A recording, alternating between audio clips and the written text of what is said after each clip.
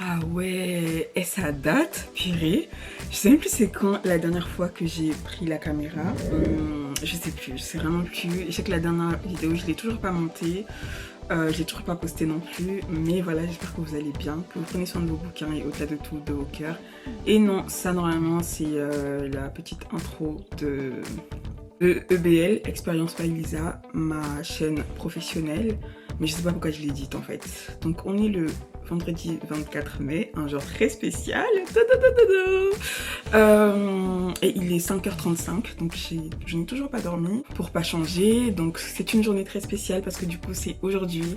J'allais dire qu'on va découvrir le sexe de bébé, mais en fait non, parce que nous on le découvrira que le 8 juin, donc le jour de la baby shower avec tout le monde, les invités et tout. Mais aujourd'hui du coup ça sera ma copine, donc une amie à moi qui va m'accompagner, ainsi que la petite sœur d'une autre amie très proche à moi, qui seront les seuls à savoir le sexe de bébé. Et nous autres, on va découvrir le jour de baby shower du coup. Enfin, du gender reveal. Franchement, je suis trop nulle en anglais, wesh. Du coup, je préfère dire baby shower, c'est plus simple. Mais je suis trop contente, ça fait grave longtemps, franchement, ça fait grave longtemps que j'ai pas pris la caméra. Et puis voilà, quoi. Donc franchement, j'ai trop hâte. Enfin, trop hâte de faire l'échographie. Et voilà. Au moins je pourrais quand même voir bébé parce que récemment aussi j'ai eu plein d'angoisse, etc. C'était lié un peu au fait que je le voyais pas, que je sentais toujours pas bouger, etc. Mais ça va, tout a été estompé, tout va mieux, je suis contente. Et voilà, donc ça c'était le tout premier point. Ensuite le deuxième point, donc hier le 23 mai j'ai eu rendez-vous avec ma psychiatre. Et ça a été un rendez-vous un peu particulier, très spécial, contrairement aux précédents rendez-vous qu'on a eu. En tout cas, ça s'est toujours bien passé avec elle, ça s'est toujours bien passé avec elle et ça se passe toujours bien. Mais le rendez-vous d'hier, en tout cas pour moi, il était vraiment très particulier. Déjà parce que j'ai eu un premier diagnostic où je suis en phase, genre où je me suis dit ah ouais, ça c'est vraiment ce que je vis, c'est vraiment ce que je ressens. C'est vraiment genre comme si elle a mis le mot exact, enfin la définition en quelque sorte de ce que je vis réellement. Donc je vais direct entrer dans le vif du sujet parce qu'en fait jusqu'à maintenant j'ai toujours été diagnostiquée dépressive tout court. Et un truc qui me perdait, qui était un peu déroutant aussi, c'était le fait qu'en fait j'avais eu plusieurs diagnostics dans le sens où en fait toutes les fois où j'ai été hospitalisée, j'ai été suivie par des psychiatres différents. Ce qui fait qu'en fait, chacun d'eux, j'ai été hospitalisée 3-4 fois et les 3-4 fois, chacun a eu un diagnostic plus ou moins différent. Même si, ok, ça restait en lien, mais du coup, pour moi, c'était vraiment super déroutant. J'avais pas trop où mettre pied et puis même, il y en avait dans lesquels je me reconnaissais... Enfin, pas que je ne me reconnaissais pas, mais c'était incomplet. Genre, par exemple, le 2 ou 3e psychiatre qui m'a suivi, lui, son diagnostic à lui, c'était qu'en fait, tout ce que je vis, c'est en quelque sorte un syndrome post-traumatique. Sauf qu'en fait, par exemple sur le côté professionnel, oui, il y a probablement, c'est évident qu'il y a eu et qu'il y a encore malheureusement ce syndrome post-traumatique dû au licenciement abusif et même à tout le traitement que j'ai eu dans cette entreprise de Donc c'était pendant ma toute première alternance, pas la deuxième où j'ai grave kiffé. Enfin pas que j'ai grave kiffé parce que j'étais dans une phase où j'étais pas bien, donc j'arrivais pas spécialement à prendre plaisir aux choses, mais où ça s'est très bien passé, ils ont été très bienveillants, c'était une bonne entreprise tout simplement, mais ça on reviendra dessus parce que c'est pas le sujet de base. Ensuite, d'autres diagnostics, c'était trouble probable de la personnalité et là franchement je me reconnaissais mais pas du tout. Enfin pas du tout mais genre... j'étais pas en phase en fait, j'étais pas en phase. Après j'ai eu aussi troubles anxio-dépressifs, j'étais plus ou moins en phase. Mais là du coup le diagnostic que vient de poser ma psychiatre, en fait là je me suis vraiment dit en fait c'est ça, genre c'est ça, c'est exactement, c'est carrément parce que là du coup j'ai regardé un petit peu. En fait c'est bête hein, pourtant c'est des trucs que tu penses connaître, mais finalement il suffit qu'on ajoute un petit terme ou qu'on modifie un tout petit truc et là en fait tu vois vraiment la différence entre les deux. Donc là par exemple je me suis renseignée tout à l'heure, j'ai fait des petites recherches sur Google et j'ai eu quelques précisions et du coup j'arrive maintenant à comprendre, à faire la différence entre les deux. Bon même si en soi le mot il parle de lui-même hein, parce que du coup là le diagnostic qu'elle a posé c'est qu'en fait c'est une dépression chronique et je me suis dit depuis tout ce temps mais c'était ça en fait. C'était ça parce que comme j'ai l'habitude de le dire, moi j'ai commencé Enfin, au début on pouvait pas encore parler de dépression, on parlait plutôt de déprime, etc. à avoir des angoisses. En tout cas, j'ai commencé à aller mal, j'ai commencé à avoir ce mal-être à partir de mes 12-13 ans, voire même avant, peut-être mes 11 ans, 12 ans. Et en fait, c'est quelque chose qui a perduré, qui a vraiment duré jusqu'à quasiment maintenant, quoi. Donc, j'ai commencé à 12-13 ans. Là, aujourd'hui, j'en ai 26. Je peux compter vraiment sur le bout des doigts les périodes, ouais, je parle vraiment des micro-périodes où j'ai été, même pas heureuse, mais juste stable, genre, où je me suis sentie bien, comme les personnes normales en quelque sorte. Donc je peux vraiment les compter, je crois qu'il y a eu même pas plus de 5, genre même pas plus de 5 périodes. Et les périodes elles duraient jamais genre plus de 4 mois ou 6 mois, genre c'est vraiment des toutes petites périodes. La seule qui a duré un peu longtemps, oui, quoique 1 ou 2 ans quand même, c'est quand j'ai été en première, de toute ma première, enfin de la fin seconde, donc vraiment ouais, fin seconde à mi-terminale. De fin seconde à mi-terminale, c'est vraiment la seule période où, la seule période longue pour le coup, où j'ai pas eu de symptômes dépressifs. Franchement, j'étais bien, un peu comme une personne normale, si on peut dire. Et après, ça m'est suivi, enfin, on reviendra sur ça plus tard. Mais vraiment, genre, ça dure depuis des années. Là, ça fait plus de 10 ans pratiquement, ouais, plus de 10 ans, presque 13 ans à peu près. Et donc voilà, la seule différence, c'est juste que ça variait en fait, ça variait. Et même dans les variations, enfin, la majorité des périodes, c'était des périodes dépressives, malheureusement. Et puis voilà, donc là, ça m'a fait un premier ouf. Vraiment, je me suis renseignée, j'ai lu des petits trucs sur Google et c'était assez rassurant et effrayant en même temps. Parce que jusqu'à maintenant, vu que j'avais que le diagnostic en mode dépression, anxiété tout court, en fait, on va pas se mentir, j'avais quand même un espoir de guérison totale. De guérison totale, même si après au fil des années, c'est pas que je commençais à me décourager ou à baisser les bras, mais je commençais juste à devenir un peu réaliste, que genre ce genre de dépression, on ne guérit pas du jour au lendemain comme ça. Puis même si à côté je prie, même si je travaille aussi ma foi sur ça. Et là du coup, donc ça m'a soulagée en quelque sorte d'avoir enfin ce diagnostic, où je suis vraiment en phase, je me dis oui, c'est ça, genre j'ai pas de doute, c'est ça. En fait, je suis un peu, pas désespérée, parce que comme j'ai dit, en fait, c'est pas question d'être défaitiste ou désespéré ou quoi que ce soit, c'est juste être réaliste en fait. C'est comme si, je sais pas moi, tu apprends aujourd'hui que tu as une maladie physique, soit incurable ou qui nécessite que tu marches avec des béquilles ou en fauteuil roulant, tu vas pas faire l'ignorant à pas utiliser les outils, etc. ou encore à rester dans ton déni, sous prétexte que tu crois que tu vas guérir, etc. Enfin, l'un n'empêche pas l'autre en tout cas. Bref, je me suis un peu embrouillée, mais en gros, ce que je voulais dire, c'est que la partie du coup où j'ai été en mode un peu, où je suis un peu tombée de haut, c'est du coup, je pense que je vais d'abord essayer d'en reparler avec ma psychiatre avant. Mais là, du peu que j'ai lu sur Google, on me dit qu'en fait, la dépression chronique, elle est incurable en gros. Elle est incurable, elle peut se calmer pendant un moment, mais après on rechute, et après ça va mieux, on rechute, et ça déjà même ça définit les 10-12 dernières années de ma vie. Et j'ai un peu du mal avec l'idée que je vivrai probablement comme ça toute ma vie, quoi. J'ai vraiment du mal avec, et plus non plus envie de rentrer de nouveau dans ce truc de... je vais pas condamner la foi en quelque sorte, mais je ne veux juste plus être dans une sorte de refus de ma réalité en fait. Je ne suis pas défaitiste, mais je suis vraiment en mode ok, c'est ma réalité, c'est mon fardeau, parce que voilà, la vie n'est pas faite que de bonnes choses. Je l'accepte et à côté aussi, j'essaie de travailler ma foi vu que je suis croyante.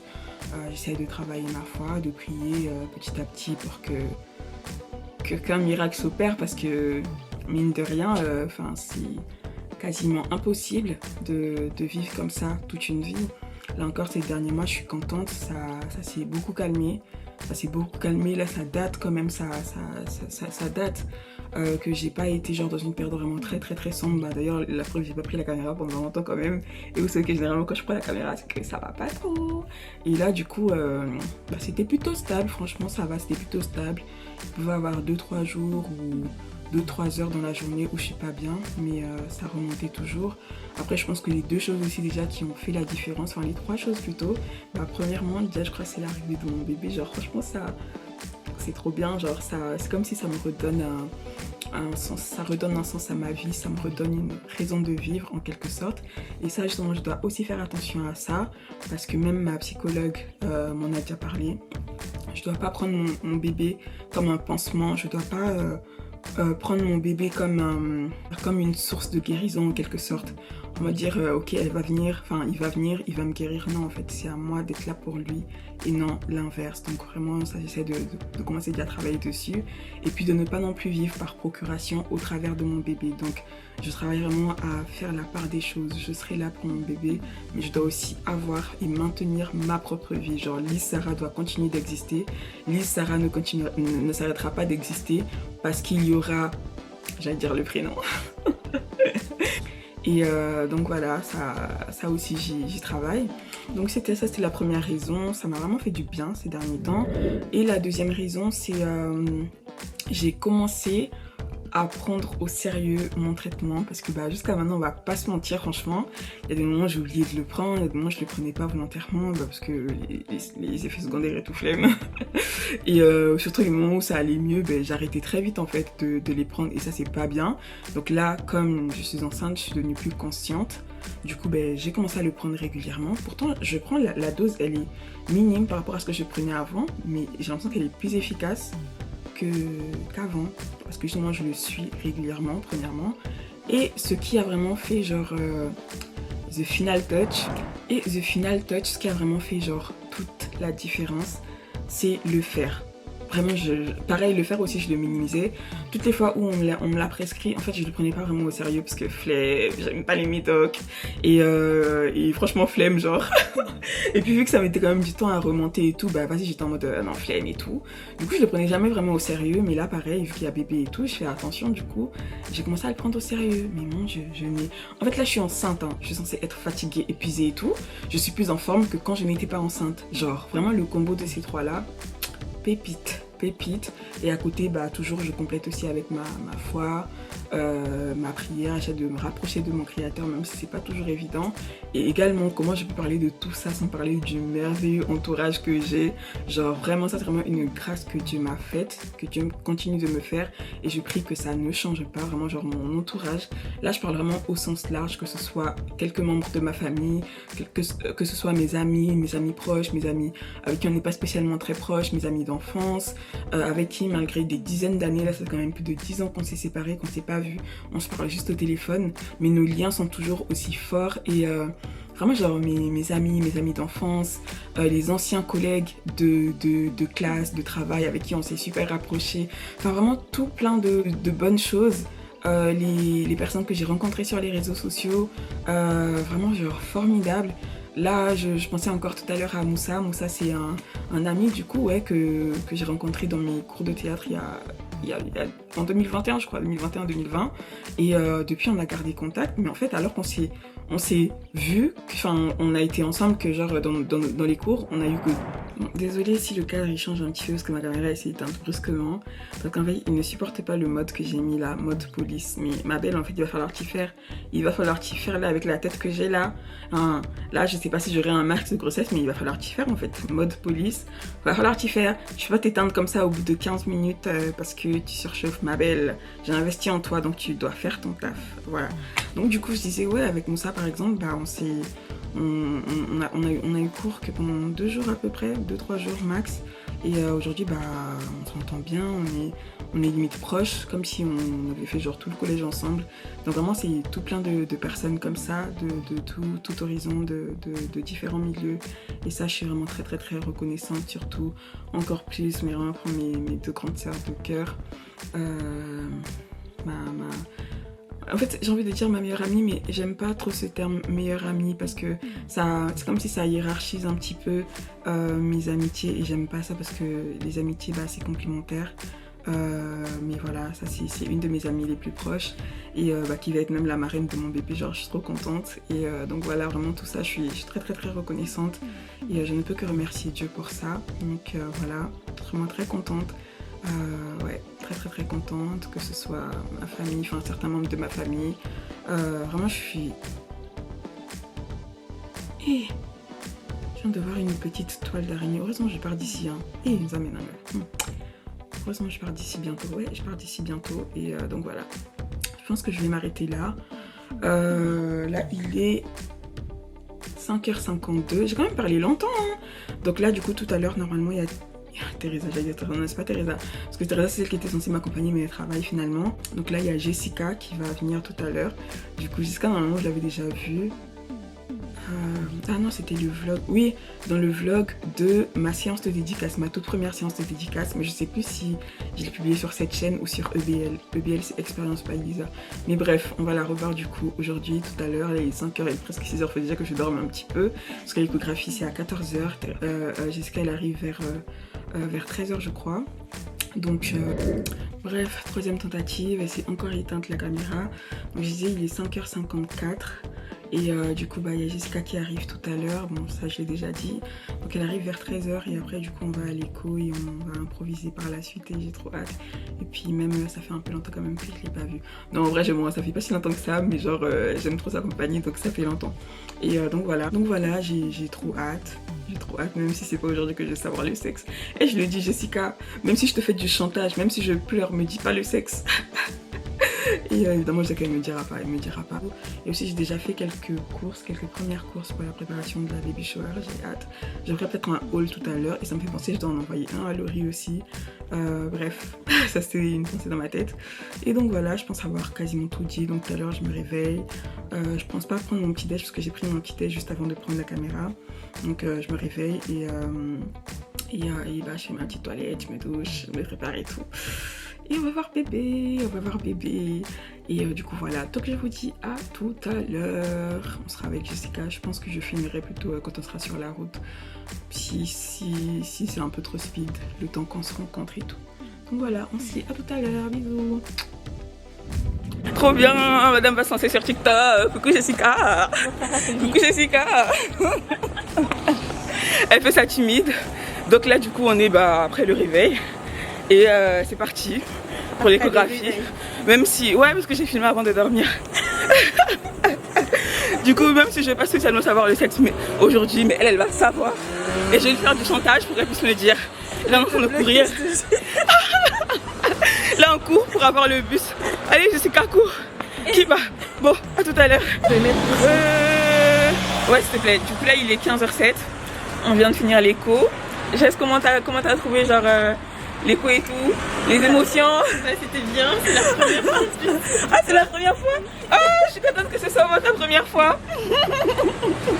Ouais et je suis trop contente. Donc bah Dieu merci, tout va bien.